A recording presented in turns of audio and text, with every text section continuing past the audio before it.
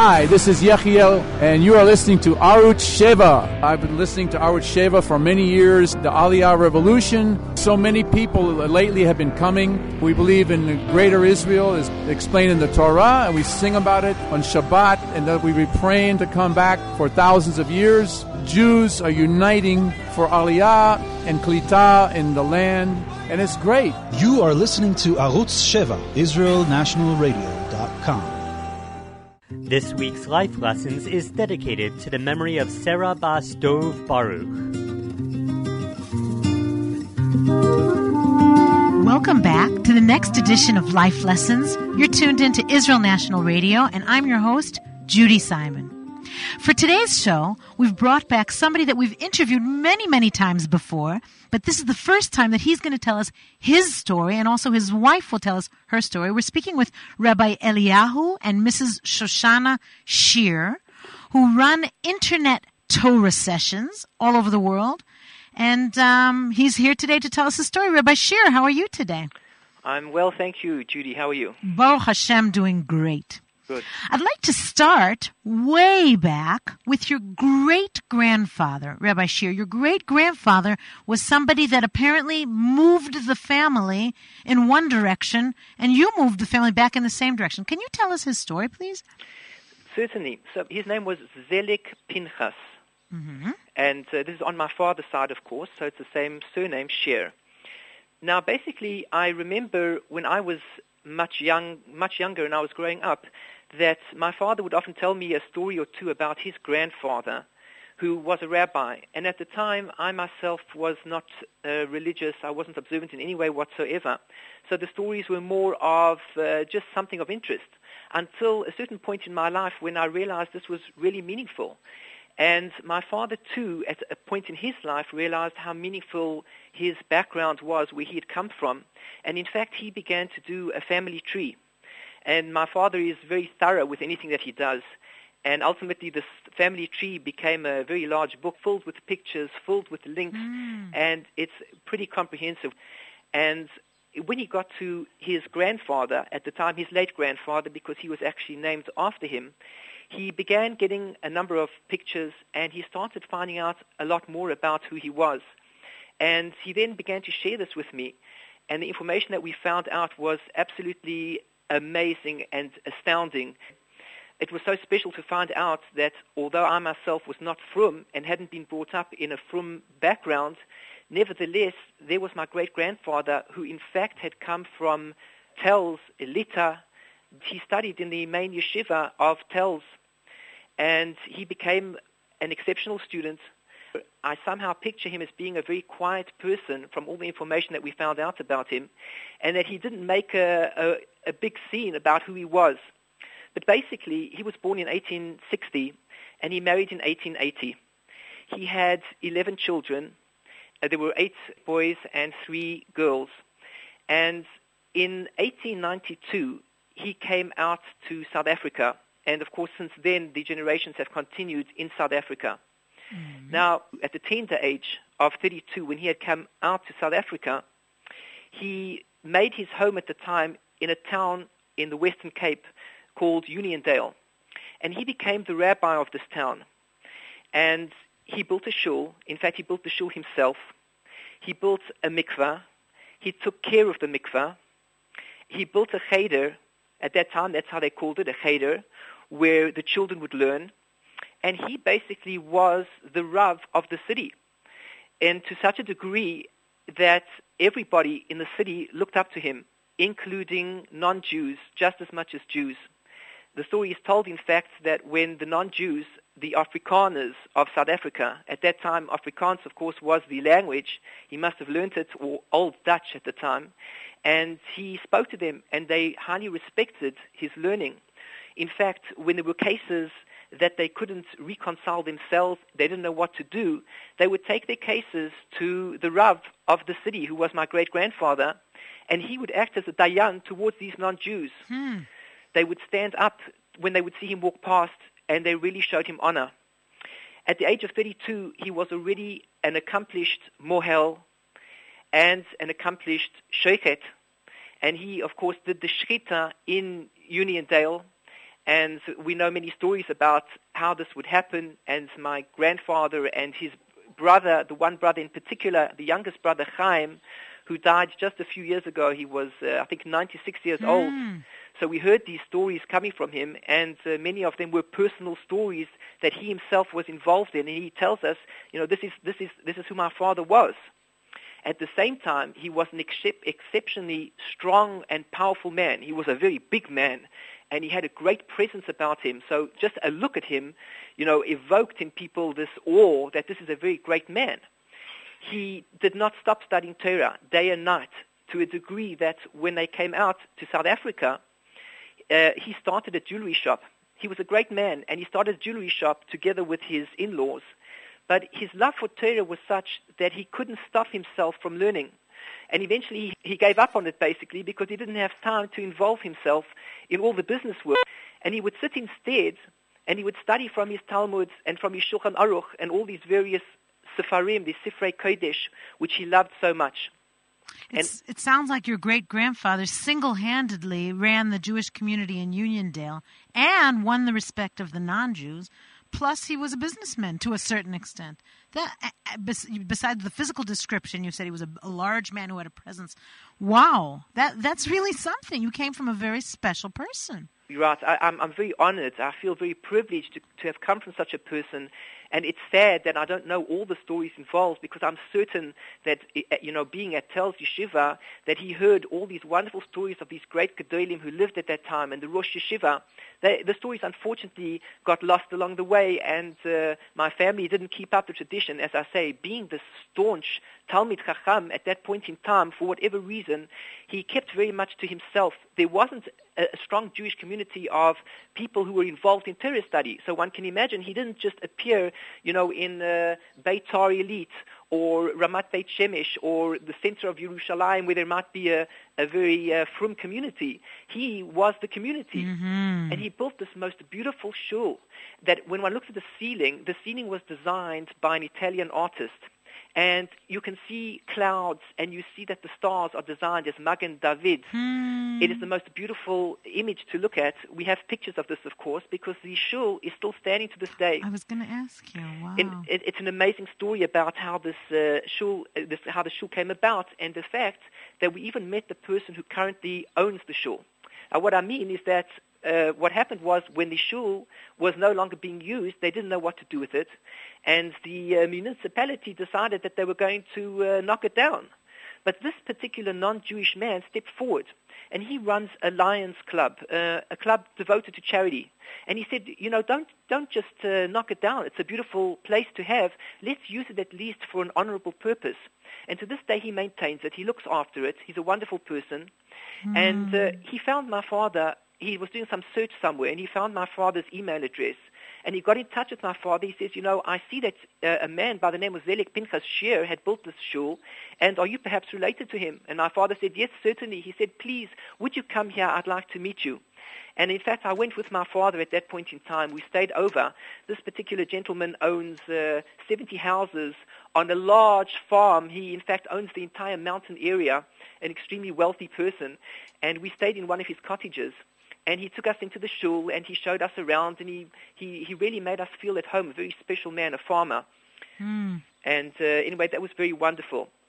Now, the one story I would like to bring out, which is also a very beautiful story, is that not only was he so devoted to his Torah, but when he came out from Lita, he brought with him, in particular, as far as we know, 2 Sifrei Torah for sure, and there's a speculation, possibly 7 Sifrei Torah that he took out with him. How is that possible? I have absolutely no idea. But the fact that I'm sitting today with one of those Sifrei Torah is certainly proof that he brought out at least one Sefer Torah. Which is 150 years old at the least. That's correct. This Sefer Torah is about 150 years old. And in fact, it is in an outstanding condition. We have not checked it recently, unfortunately, for lack of funds, but we are in the process of trying to raise the funds and to make it happen, because we want our own minyan, and we want to make use of this particular Sefer Torah, which is a most special, beautiful Sefer Torah. Rabbi Shear, if you don't mind me asking, with such an illustrious grandfather, how is it that your family strayed away from the world of Torah? Once again, this is a fascinating question. And I look at these photographs of my great-grandfather, my great-grandparents. They look like such a special couple. In fact, there's one granddaughter who is still alive today, and she knew him the best because she was about 16 or 17 years old when he died. So she knew him quite well. And she says, all the time when we asked her about him, she would say, Zayda. Zayda was such a fine man. He was such a loving man. He was such a warm man. And this is so in contrast to the image that we thought about of who this man was from his children, who seemed to have seen him as this strong man, somebody filled with discipline. What was really happening? The only thing that I can imagine in my mind is that having moved to this area that was filled with so many non-Jews, is that he didn't have the ability to bring the full love of Torah with a full community, to make them appreciate what it was. And he was so scared that maybe they'll lose their Yiddishkeit, that he tried to teach them in a way, a gevurah way, in a way with strength, that it had the opposite effect on them. Mm-hmm. And it ultimately caused a downfall for the entire family. He was too strict with them. He could have been too strict, or just his presence might have been such that when they heard him teaching in that they didn't see that warmth and that beauty. Something was missing. I unfortunately don't know what it was. And your father, what kind of a home did he grow up in? Well, he grew up in a non-observant home because his father, who already had given up on all of Yiddishkeit, did not impart those beautiful values to him. Again, perhaps he just didn't take to what he was being taught, although he wrote in a particular document about his life. He himself says that his father had hoped that he would become the rabbi of the family. So he was the most closest to becoming frum and to really enjoying his Yiddishkeit. But obviously at some point in time, he chose to go against that and to lead what we would call perhaps a traditional Jewish life. Well, I hope that your grandfather is looking down at you, his great-grandson, from heaven and saying, finally, a rabbi has come from my loins, right? Right. They say that the Torah doesn't depart for more than 4 generations. And if it does, then we're in trouble. So therefore, we have 4 generations over here, and the Torah returns back to where it should be. Literally, that the Sefer Torah itself also returned back to where it should be. If I can just add a very fascinating story, that Please. when the Sefer Torah was returned, the story is that the community rabbi of South Africa at the time actually had the Sefer Torah in his possession. That's where it was. And my father, we used to teach computers, and he happened to have taught the son of the rabbi computers. And on one occasion, my father was talking to this rabbi and mentioned that his grandfather had come out from Lita and had brought the Sefer Torah with him, and etc., etc., etc. And the rabbi turns to my father, he says, I have that Sefer Torah. We have it in our possession. And that's how we came to obtain the Sefer Torah. He gave it over almost as a present. Gives me shivers. Yeah. Wow. So, Rabbi Shear, you grew up in a family that didn't have Torah, except for the stories that your father told you of your grandfather. What happened to you in your life that actually made you want to become involved with Torah? Well, I came from a very secular upbringing, and I went to a variety of schools as I was growing up. And one of the schools that I went to, which was a Jewish school, was really the first place that I began to see what Judaism was all about. I must be totally honest that, when I was 15, 16 years old, I really didn't even know what a Gemara was. To me, the Torah was just the 5 books of Moses. That's basically all I knew about it. That's not uncommon. And when I saw a page of Gemara, I didn't know what this was. It was a totally amazing thing for me. And I thought, what is this? And when I finished school, I decided then the best thing for me to do would be perhaps to go to Israel and learn a little bit about what Yiddishkeit is about. So I went to a Baal Teshuvah yeshiva where I began my studies in Yiddishkeit. And when I was there, I remember even walking through the library inside the Beis Midrash. And as I was looking through all these books, I turned to somebody who was there and I said, what are all these books here? And he began to show me around. He said, these books do this, and these books teach that, and these books are all about this and that, and so on and so forth. And I thought to myself, this is a wonder. All that I thought Yiddishkeit was about was, 5 books of Moses, an English copy of perhaps 600 pages of information. I never imagined in my wildest imagination that the Torah was filled with secrets, that the Torah was filled with stories, that the Torah was filled with oral tradition, that the Torah was filled with great men of outstanding stature, tzaddikim, mekubalim, kabbalists, people filled with mystical minds, people attached to God.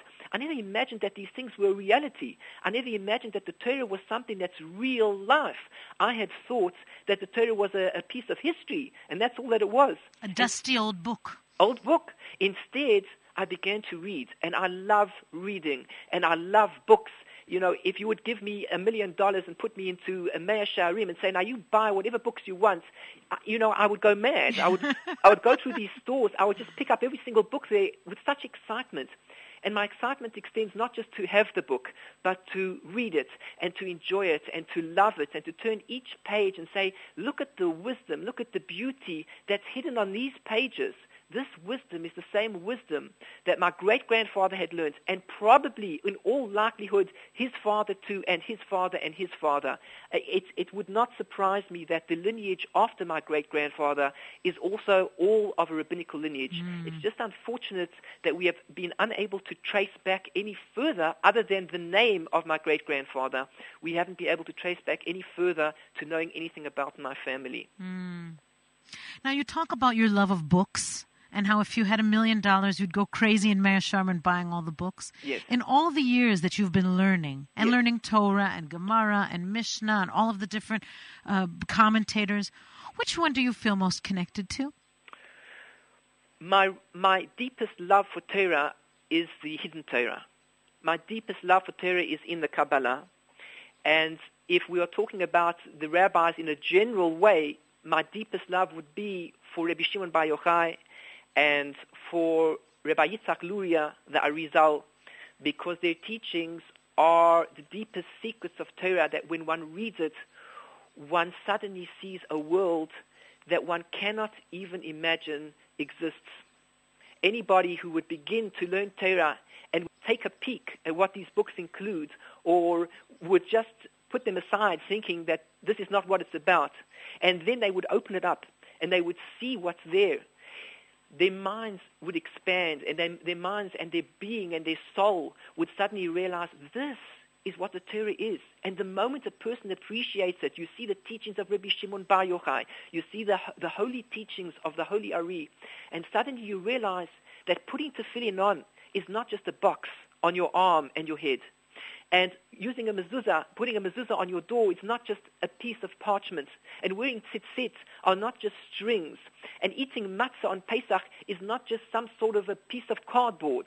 But rather, the moment one suddenly appreciates what that value is, one can become so excited, one does become so excited, that putting the tefillin on gives one a high that one cannot imagine. That having a mezuzah on the door is suddenly an appreciation that God is there. That eating a piece of matzah on Pesach is suddenly imbibing, bringing into oneself the very force of God that brings holiness to one and allows one to connect with God. So as you ask the question, my answer would be definitely Rabbi Shimon Bar Yochai and the Holy Ari, who teach these deepest secrets of Torah. It's such an appropriate answer for this week, because this is the week of Lag BaOmer, where so many Jews go to celebrate at the gravesite of Rabbi Shimon Bar Yochai in Merom. And it's not for nothing, obviously, that they do that. Right. You know, there are so many Jews, Israelis in particular, young Israelis, who go to the Far East to search for spirituality, not realizing what a deep well of spirituality we have right here at home, what a treasure we have within our own Torah and within our own books. It's all there, and it's all waiting to be learnt. It's up to every single person to just be patient and to put in a little bit of effort and to open up a book with sincerity and with humility and with kindness upon themselves, and to say, let me see what the Torah is really all about. And the moment a Jew does that, there is nothing that can stop him from seeing the truth of everything in the Torah. Rabbi Shear, we're nearing the end of the first half of the show, and in the second half we're going to be speaking with your wife. So before we end, I'd like to ask you, is there a nugget of wisdom, something that you've learned that you'd like to share with the listeners? related to Rabbi Shimon Bar Yochai, let's just talk very briefly of the nugget of wisdom. The nugget of wisdom that I would like to share is that everything in the world is run by God's majesty. He runs it with 10 beautiful tools of light. And the tools are discussed in these beautiful teachings of Kabbalah. And our duty is to come in touch and relate to these tools so that we can liken ourselves to God himself, and so that we ourselves can become what is called a merkava, to become a chariot for God in everything that we do. One of these tools, for example, is the tool of chesed, of kindness. Another is the tool of gevura, of restraint. And so on and so forth are the various tools. What we need to do as we go through these days of the Sefirat HaOmer, as we go into Lag BaOmer, and as we come to Shavuot, is to fine-tune ourselves and to balance off all of these attributes, all of these lights that we have within ourselves, so that we become people that are giving in the right way to the right people, that we are restraining ourselves in the right way from the right people, and that we balance ourselves out in our relationships with others so that they are beautiful, in our relationships with God so that that too is beautiful, and that we balance ourselves out in our relationships towards ourselves, and to be patient and to be good to ourselves and to bless ourselves and to make ourselves into comfortable people within ourselves. And through that, we perfect the world, we perfect our relationship to ourselves, to our fellow man, to God, and ultimately we bring this world to a state of goodness, to where we should really be, which is that state of Matan Torah, the state of receiving the Torah again, a state of cleaving to God and seeing what the beauty of this world is really all about. Wow. We've been speaking with Rabbi Eliyahu Shear. On my website, which can be found at www.lovingkindness.co, there is a page devoted to one of the projects that we're involved in, which we call the Yeshiva Project. And the Yeshiva Project is really all about having a place to learn for those people who are committed to Yiddishkeit and who want to grow in the Yiddishkeit and who are focused on being good people in the world as well. And on that page, if anybody's interested, they're welcome to see. We in fact have pictures of the Uniondale Shul together with pictures of my great-grandparents and their children as well. These pictures are over 105 years old. Wow. So they're very special. If you're interested in looking at the pictures of Rabbi Zelig Pinchas Shear from over 100 years ago, and of the shul that we're talking about in Uniondale, South Africa, it's www.lovingkindness, that's all one word, .co. That's correct. And they can find their way to the various tabs and they'll see it there. Excellent. We're going to be back after the news and the commercials, and we're going to be speaking with Rabbi Shear's wife, Rebbetzin Shoshanah Shear, who also has a fascinating story. So stay tuned. We will be right back.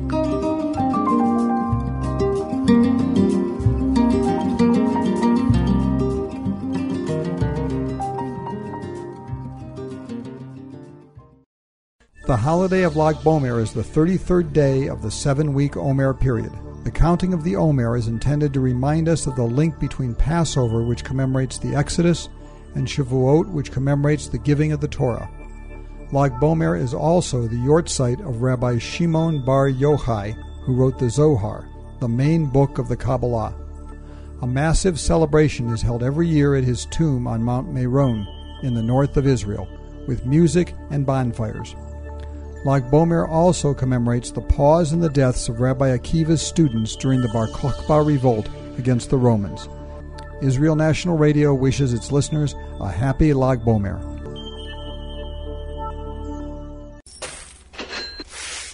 Monday night is Money Night on IsraelNationalRadio.com. Join us Mondays at 7 p.m. for the Goldstein on Gelt Show with money maven Doug Goldstein. With all the confusing financial chatter bombarding you each and every day, Goldstein on Gelt will give you the practical information you want and need about living a financially stable life in Israel. It's your money for your future, so join Doug every week to build your wealth. This week's Life Lessons is dedicated to the memory of Sarah Bas Dov Baruch.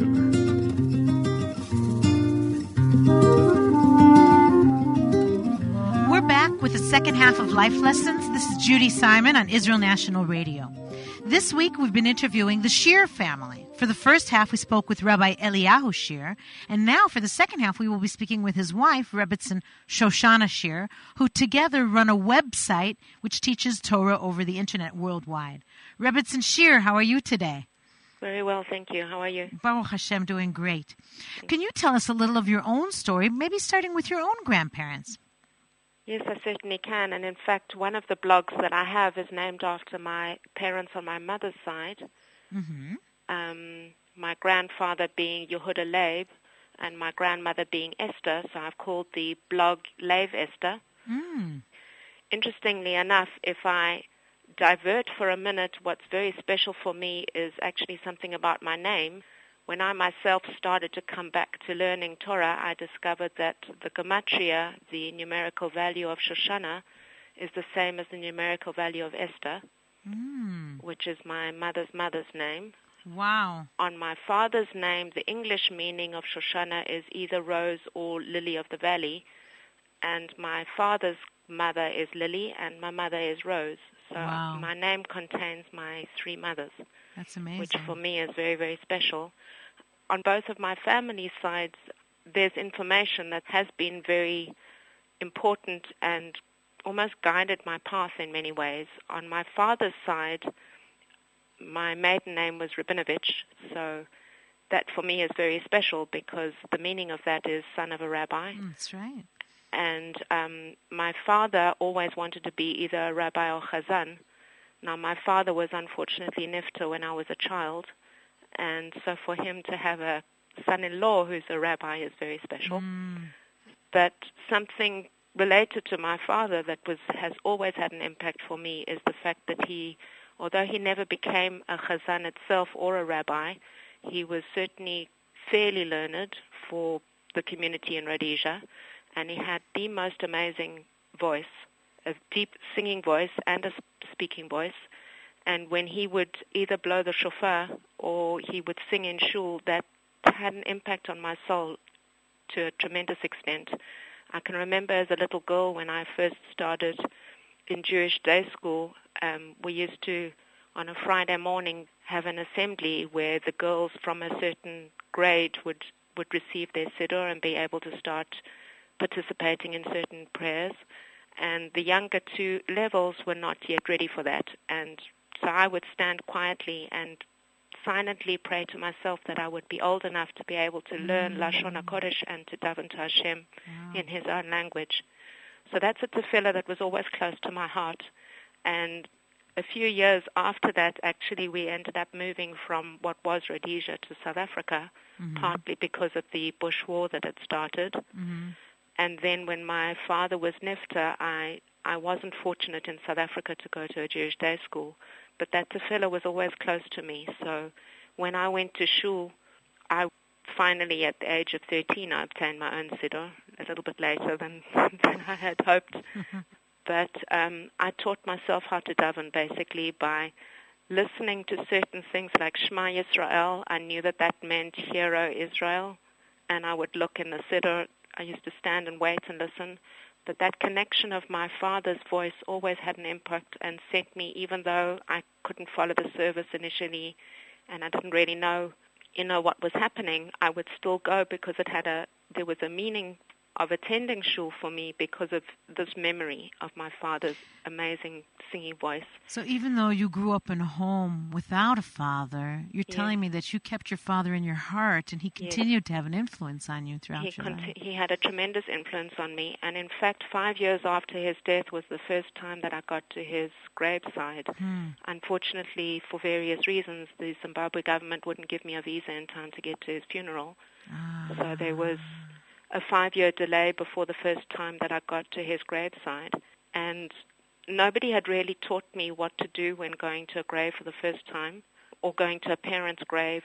But there were certain prayers that I said over or I spoke to my father to an extent. And that scenario had a tremendous impact in bringing me back to Yiddishkeit. And getting me to start searching and to buy my own Tanakh and start learning. And quite interestingly, once I did start attending shul more regularly, the chazan of the shul, his profile and certain mannerisms of his are very like my father's, which was fascinating. Something else for me that had a huge impact and is partly what brought me back to Yerushalayim and to make Aliyah was that the very first time that I came to Eretz Yisrael, at that stage as a secular person, I was at the time working in England and visiting my sister who was on a program in Arad, and I went in her place on a tiyul to Yerushalayim.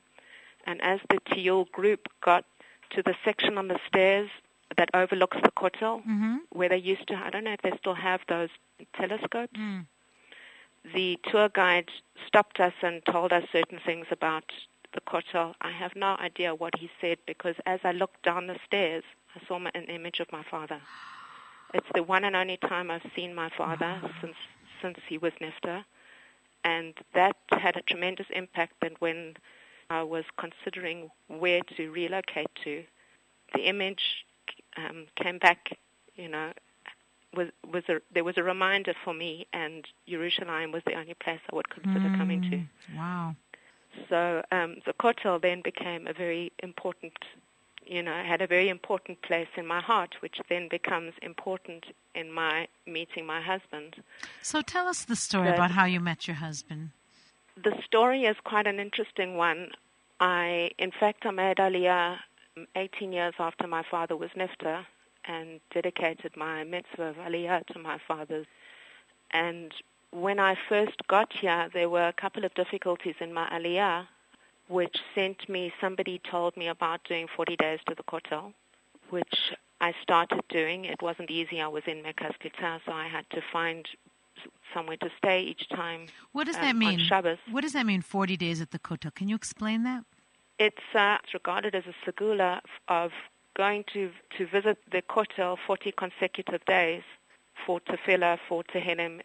Supposedly it's better to do it at the same, if it's going to be always shachrit, always mincha, always maariv, or later in the day. And it has a powerful effect on prayers. It has a powerful effect in bringing Yeshua for certain things. So initially I was wanting to have success in my Aliyah. I also had a long-term health problem, which, Baruch Hashem, partly thanks to the 40 days to the Kotel, I managed to find a doctor here in Eretz Yisrael who re-diagnosed me correctly, and I obtained my refuah. Thank God.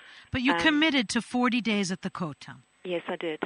And I actually did it 10 times. Wow. And through that, I got to know a certain rabbi who's also here in Eretz Yisrael.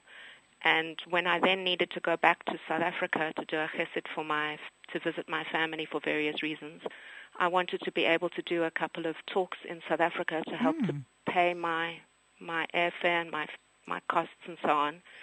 And the rabbi here in Eretz Yisrael said to me he knows a rabbi in Johannesburg who would be able to help to set up the talks for me, and that was Eliyahu. Oh. So I didn't meet him in person. We corresponded on email. We later on had a couple of telephone conversations at one stage when he came to Eretz Yisrael for Shidduchim, but we never considered meeting at all. We remained in contact, corresponded on a couple of Torah subjects. We ended up helping somebody and researching an article together and so on. And then again, the next time he came to Eretz Yisrael for Shidduchim, he contacted me. We again didn't meet at all. He contacted you for the purpose of Shidduchim or no, just something to say else? hello, that he's here. And we were at the time discussing a certain Torah concept by email. And he said, well, I'm here if you want to ask a question on the telephone, or I don't know exactly what the reason was at the time that he phoned me, but he did. And then I sent him a question regarding an article that I was in the process of writing and perhaps expanding that into a book, which we're now researching, doing together. And I sent a question to him, and he said, before I get any further, I must let you know that I'm back in South Africa. I said, why did you go back? So he said, well, I have to tell you that Shidduchim was very difficult, and I've given up on Shidduchim, and I've gone back to South Africa. I said, you can't. He said, why not? I said, because your Torah is too beautiful. So he said to me, well, it was very difficult. He wasn't managing to find girls in South Africa and, various other things. So I said, I'll tell you what, I've done 40 days to the Kotel 10 times. It's supposed to be very powerful. I'll do it once for you and see if something happens. So at that stage, I'd been for a while in the old city and I'd moved to Rehavia. So I went 40 days to the Kotel on his behalf. And on my way walking to the Kotel, I would daven to Hashem of anything I could think of to give him merit as to why he should marry. And then when I got home again, I would send him an email saying, I had this thought for you, and, keep chizuk, somebody with such beautiful Torah, Hashem won't forget you, there's somebody for you, etc., etc. And in amongst that, I sent him a question. Somebody had given me some difficult feedback that they said I wasn't attractive enough to get married. Oh, boy. Which was very difficult for me to receive, and it was given in a not very pleasant manner. And so I decided I said, you've never seen me. I would like an objective opinion. If I send you a photograph of myself, a recent one and one taken some years ago, can you tell me, would you think that I'm not attractive enough for shidduchim? Did you at any point consider Rabbi Shear as your own shidduch at this stage? Not yet. Not yet. But his response was that when he saw the photograph, that's definitely a shidduch he would consider. In the meantime, I'd then started asking him certain other questions, some questions that I'd posed to certain other rabbis, and they hadn't ever given me a satisfactory response.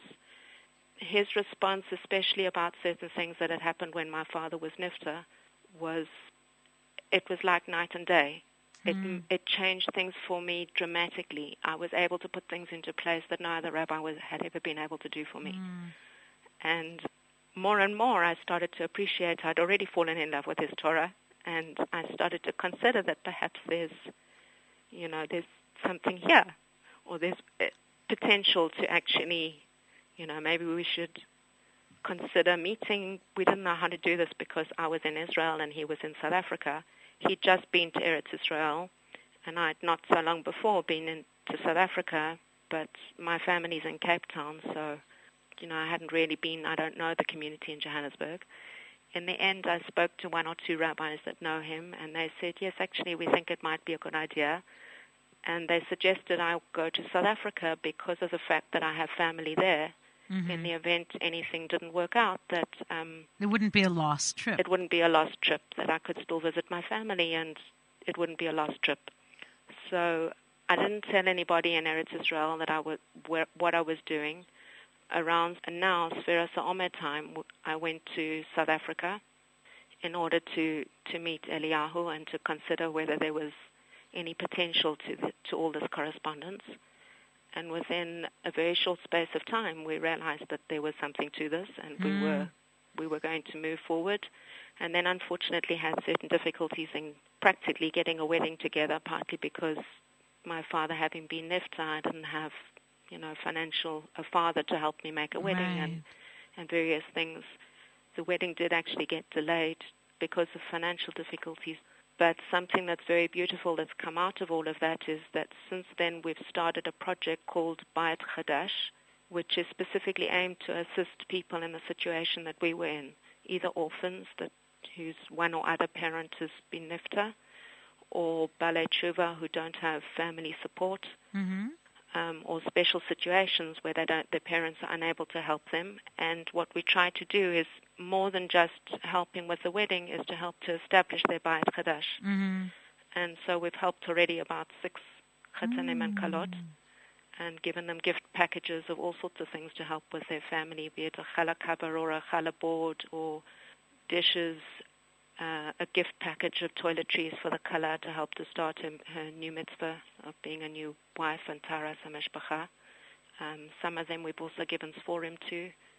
So that's something very beautiful that's been an extension of our meeting and the difficulty we had in setting up our own home. One of the beautiful things about your story, and I love the way you told it, is I'd like to just quote you. You said, I had already fallen in love with his Torah. Yes. And I just see that it's such a beautiful thing. Before you even met him, you fell in love with his Torah, and that's the essence of who he is. It is. So you very much essentially you had fallen in love with him without realizing it. That's right. And since the two of you got together, you've just been consistently working on bringing more Torah to the world and doing more chesed together, which is the basis of any Jewish home, or at least what it's supposed to be the basis of any Jewish home. It's such a beautiful story. And in fact, one piece of information that I didn't get to bring in, but the grandparents, my mother's grandparents, my father's parents, I didn't know so well because my grandfather was nifta before my father was even born. But on my mother's side, my grandfather had started up, I don't know if you know if you've heard of St. Giles for the physically disabled. It's a branch of the Association of Physically Disabled. In Israel, the equivalent version would probably be Yad Sarah. Mm-hmm. My grandfather had an injury in the war when he was serving in World War II, and his way of turning that to the good was to develop something to help disabled people. And my grandmother was also very, very involved in charity work, partly with Union of Jewish Women, and assisting my grandfather with his work with establishing St. Giles and Association of Physically Disabled in Cape Town.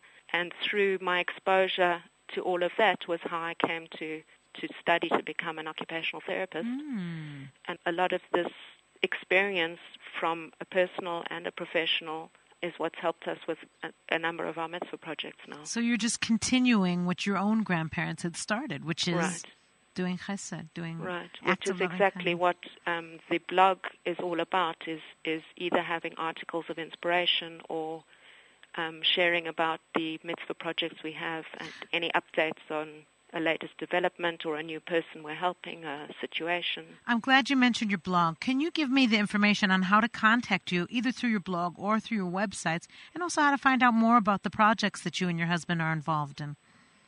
The projects are all listed on our website, which, as my husband said, is www.lovingkindness.co. Okay. And your blog? And my blog is http Leiv Esther, LEIVESTHER, .blogspot.com. So that's Leiv Esther, all one word, LEIVESTHER.blogspot.com. That's right. Okay. Rabbi Shear, could you share with us some of the lessons that you've learned through life?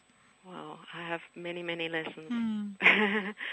Actually, I can share with you a poem from my grandmother, which has been also very important to me in some of the work that I do. My grandmother always used to teach us, I shall walk through this path but once, therefore any goodness that I can do or any kindness that I can show, let me do it now, for I shall not pass this way again. And so that's... I think that says it all. Yes. That pretty much says it all. Yes. I love it. So that's a teaching that I keep also very close to my heart. One last project that I started establishing but I've hit a glitch with was in the merit of my father, which I called Giving to Blossom, giving being from the fact that my father's name is Natan, and blossom from the fact that as a rose opens, it sort of blossoms. And that's your mother's name. Which is my mother's name, and also Shoshanah. Right. So Giving to Blossom, and the idea of that was because of the fact that my father was a very, very talented man. He, for example, he was pushed through the second and the fourth grades of school because he was so intelligent. He had, as I say, a very, very beautiful singing voice, which unfortunately has not been recorded. He was fluent in Hebrew, Yiddish, and English. For example, he could read a page that would take me 10 or 15 minutes to read in seconds. He'd have finished it and remembered everything. So he was a very talented, very intelligent man, and he unfortunately did not have the opportunity to fulfill his wish, which was to become either a rabbi or chazan. So the idea that I would love to get out is to enable other young Jews who also have a talent to be able to fulfill their dream, rather than reaching a stage where if their life unfortunately is cut short, that that anybody should lose what talents they had to offer to the world. So I hope that project and your Bayit Chadash project and each and every one of the beautiful projects that you and your husband do together should all meet with success. I know that God is proud of you, and I'm sure that your parents, your grandparents, both sides of the family are proud of both of you and all the beautiful things that you're doing. I don't know if you have a moment for a last story. Sure.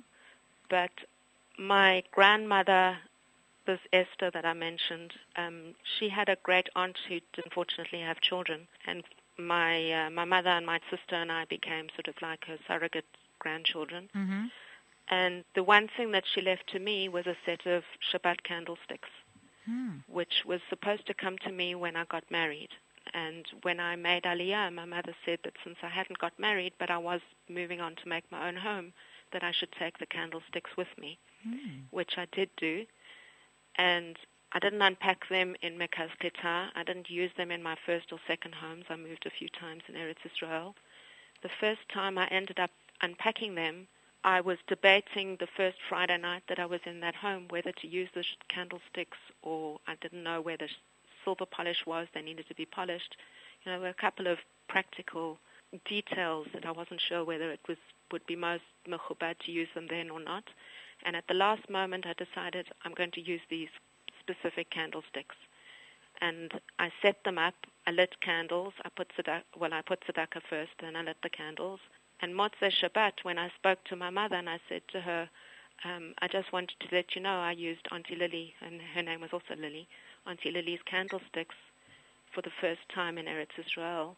She said, "Did you notice the date?" I said, "No, I didn't." "Why?" She said, "That was her yahrzeit." Oh, wow. Yeah. So for me, there's a very powerful connection there also. It sounds to me that a lot of your life has been guided from above. So many of the stories that you've told, you just show there's been so much guidance from above. That's what I try to, when I do give a motivational talk, to be able to help to show the hand of Hashem, because I do see that it's very applicable. But also one of the things that for me has been, like my husband says, he fell in love with the books, and you'll see he has a beautiful library if you come and visit us. But for me also, once I started learning more and more of Torah, and once I started recognizing the extent to which Hashem has guided so much in my life, and how each step has enabled me to reach the next point and the next mitzvah project or the next way to help somebody or what have you, that for me it's impossible to consider life without Torah and without Hashem. I know exactly what you mean. Thank you so much for being on the show, Rabbi Shear, and thank you to also your husband, Rabbi Eliyahu Shear. And blessings. Hashem should continue to send both of you more and more blessings. Thank you very much. Take care. Bye-bye. This has been Life Lessons that you're listening to with Judy Simon. Thank you so much for tuning in.